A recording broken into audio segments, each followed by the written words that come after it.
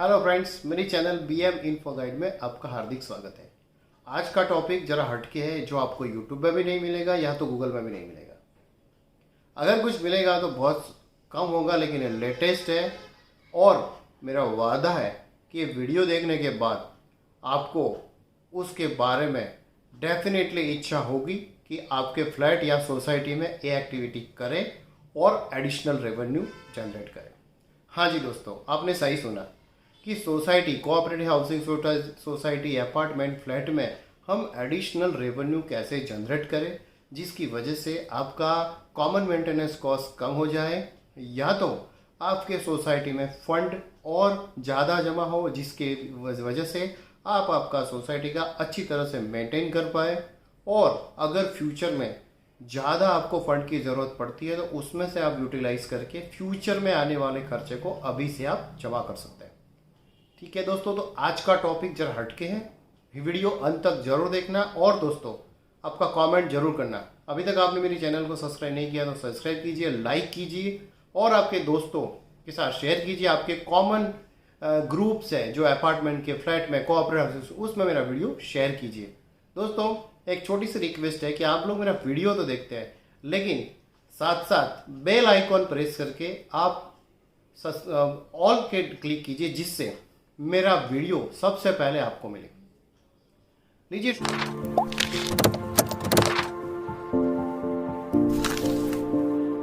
शुरू करते हैं दोस्तों आज का टॉपिक, सोसाइटी के अंदर एडिशनल रेवेन्यू कैसे जनरेट करें। सबसे पहले तो जो नॉर्मल सबको पता है वो बता दूं कि आप जब भी कोई आपके सोसाइटी या फ्लैट में कोई मीन्स मकान बिकता है तो सोसाइटी एज अ ट्रांसफ़र फी की ओर से कुछ अमाउंट लेती है, तो एक आपका एडिशनल रेवेन्यू है, ट्रांसफ़र फी जो बोलते हैं। दूसरा कि सपोज किसी का सामान आ रहा है, मीन्स आपका लगेज आ रहा है, किसी के यहाँ पे रिपेयरिंग काम चल रहा है, उसका मीन्स कुछ रॉ मटेरियल्स आ रहा है, उसके लिए लिफ्ट के लिए अगर आपका एलिवेटर्स का एडिशनल खर्चा 500-1000 रुपये आप लेते हैं तो that is also one of the additional revenue. दोस्तों एक कॉमन चीज़ हो गई, लेकिन आज मैं जो बताने जा रहा हूँ वो उसके हटके है, नया टेक्नोलॉजी के साथ है, वो मैं बताने जा रहा हूँ। दूसरा कि आपके यहाँ पे सिक्योरिटी डिपॉजिट की ओर से कुछ अमाउंट होगी, या तो मंथ ऑन मंथ आप जो कलेक्शन करते हैं इसमें से कुछ बचता है तो उसको भी आप रिकरिंग डिपॉजिट में भी रख सकते हैं, या तो म्यूचुअल फंड में, या तो SIP करके भी आप उसको रेवेन्यू को आप बढ़ा सकते हैं। इसके लिए कोई फाइनेंशियल एडवाइज़र आपके सोसाइटी या तो फ्लैट में होगा, इसके हिसाब से आप आपका सोसाइटी और या तो आपका कोई चेयरमैन और कमेटी के जिसके ऊपर ट्रस्ट करे और सारे सोसाइटी मेंबर उसको डिसीजन ले, AGM में डॉक्यूमेंट करे और उसके बाद आपको सिस्टमेटिक इन्वेस्टमेंट करना चाहिए, जिसकी वजह से आपका रेवेन्यू बढ़े, फ्यूचर के लिए काम आए। ये हुआ म्यूचुअल फंड। अभी FD की बात करता है कि कुछ फंड को, इसमें भी आपको जो फंड है उसको भी अलग अलग तरीके से इन्वेस्टमेंट करना है, इसलिए आपको वो कुछ FD में रखिए, कुछ म्यूचुअल फंड में रखिए। म्यूचुअल फंड में भी 2-3 अलग अलग तरीके से आप रख सकते हैं, तो उस हिसाब से फाइनेंशियल एडवाइज़र जो आपको अच्छा सा ट्रिक देता है उसके हिसाब से आप कर सकते हैं। इसके अलावा रेवेन्यू जनरेशन करने के लिए अभी एडवर्टाइजिंग का ज़माना है। आपके सोसाइटी फ्लैट में भी कुछ लोग ऐसे हैं जो बिजनेस करते हैं, उसको बिजनेस को भी एडवर्टाइजिंग चाहिए। और सबसे पहले अगर आपकी सोसाइटी फ्लैट में मिलता है, लोगों को अवेयरनेस आए, लोग अपने सोसाइटी में रहने वाले दूसरे लोगों को बताएं। इसलिए अगर सोसाइटी के अंदर भी कुछ साइनेज बोर्ड बनाया जाए जो सिस्टमेटिक वे पे सोसाइटी का लुकआउट भी अच्छा रहे और एडवर्टाइज अभी जो डिजिटल मीडिया भी हो गया, तो डिजिटल साइनेज बोर्ड भी करके आप आपकी बिजनेस की, मीन सोसाइटी के कुछ लोगों की बिजनेस या तो आउटसाइडर कुछ ऐसा है उसके बिजनेस की एडवर्टाइजिंग आपके फ्लैट में या तो कोई अच्छी जगह से जहाँ पे आपका फ्लैट का बाहर की साइड, फ्रंट की साइड होती है, तो वहाँ पे आप करके एडवर्टाइजिंग से आप ईयरली कुछ इनकम जनरेट कर सकते हैं। इसके अलावा भी आप क्या कर सकते हैं कि आपकी जो बिल्डिंग है कॉर्नर पे है, या तो हाइट पे है, या तो मेन रोड पे है, तो टेरेस के ऊपर भी साइनिंग बोर्ड अच्छी तरह से बना के एडवर्टाइजिंग कर सकते हैं। मैंने देखा भी है कि वहाँ पे भी अच्छी खासी ईयरली इनकम होती है। इसके अलावा अगर टेलीकॉम कंपनी वहाँ पे टावर लगाना चाहती है या तो इनबिल्ट सॉल्यूशन कुछ लगाना चाहती है और आपके पास आती है, तो उसमें भी कोई हानि नहीं है। आप उसमें भी प्रॉपर सबके साथ गाइडेंस लेके, अप्रूवल देके आप वहाँ पे भी आप लगा के मंथली आप इनकम वहाँ पे अच्छी खासी अर्न कर सकते हैं। इसके अलावा दोस्तों ये इनकम जनरेशन की बात हुई, उसके बाद मैं जो बात करने जा रहा हूँ कि आपकी अभी डिजिटल का ज़माना है, लोग डिजिटल मार्केटिंग कर रहे हैं, लोग अभी सोशल मीडिया पे है। तो आपकी सोसाइटी का एक फेसबुक या तो इंस्टाग्राम, फेसबुक, इंस्टाग्राम, यूट्यूब, तीनों का आपका पेज बना के आप उसको मोनेटाइज भी कर सकते हैं। दोस्तों उसके बारे में अगर डिटेल में वीडियो चाहिए तो मैं आप कमेंट मुझे करना, मैं उसके लिए डिटेल में वीडियो बनाऊंगा कि सोसाइटी का फेसबुक कैसे बना है और उसमें से अर्निंग कैसे किया जाता है।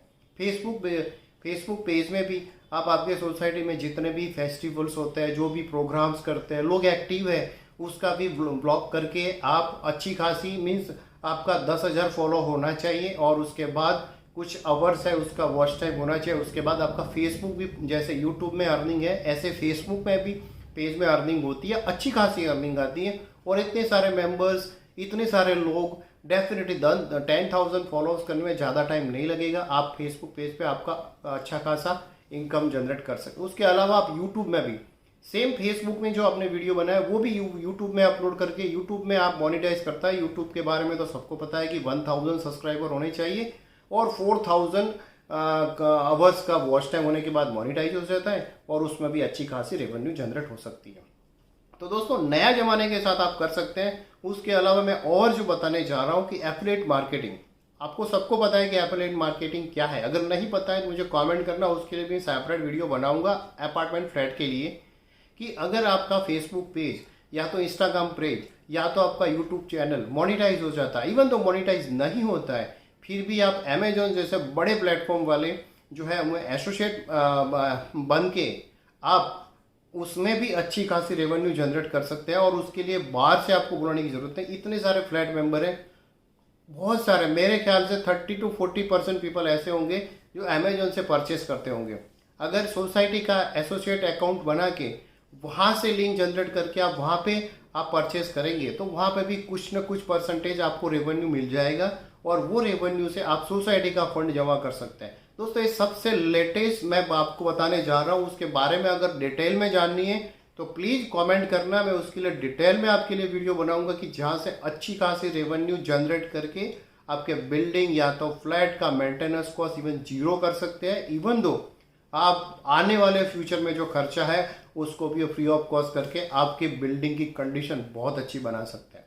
दोस्तों उसके अलावा आपके फ्लैट के अंदर जिम है, स्विमिंग पूल है, अगर थिएटर है, उसके लिए भी कुछ नॉमिनल सब्सक्रिप्शन रखा जाए जिसकी वजह से वहाँ पे यूज़ होने वाले जो इक्विपमेंट है उसके मेंटेनेंस के लिए उसको काम आ जाए। सोसाइटी वाले सोसाइटी को यूज़ करना है, लेकिन कुछ नॉमिनल्स भी कि जो ऑल मीन्स सब लोग अफोर्ड कर सके वो नॉमिनल्स भी लेके उसमें से अच्छी खासी थोड़ी बहुत रेवेन्यू जनरेट करके आप उसको मेंटेनेंस का खर्चा निकाल सकते हैं।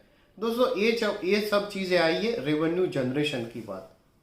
आपको पता है कि जो बिजनेस वाले होता है उनको ऐसा है कि जो खर्चा है उसको भी हम सेविंग करें, वो एडिशनल बेनिफिट ही होता है, रेवेन्यू ही होता है।